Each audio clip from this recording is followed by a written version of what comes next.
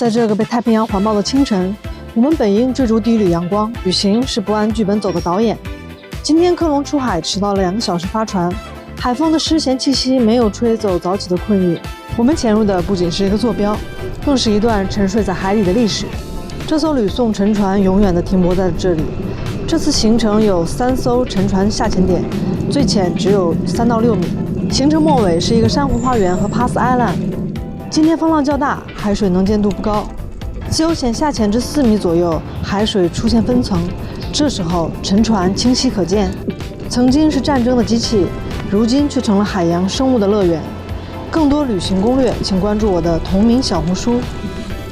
沉船上的锈迹滋生了很多海洋微生物，这也是水肺微距爱好者的乐园。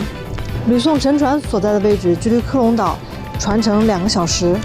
他前1年特地学了很多海洋生物的知识，这是牛心海鞘，非常可爱的微生物。浮出水面，抵达 Pass Island 吃午餐。厨师在船上做好了饭菜。报的这家台湾代理对美食要求很高，或许是海风的调味，或许是我们刚刚和历史打了个照面。然而美好的背后总有些许遗憾。早上延误，我的行程像多米诺骨牌一样倒下。回到码头已是7点半，猎户座已经清晰可见。原本答应朋友去北部帮他搬家也食言了。未来不止向前也向内，却忘了自己只是时间的乘客。感谢观看，下期和盟友骑摩托穿越布加桑岛，发现白沙滩，期待与你不见不散。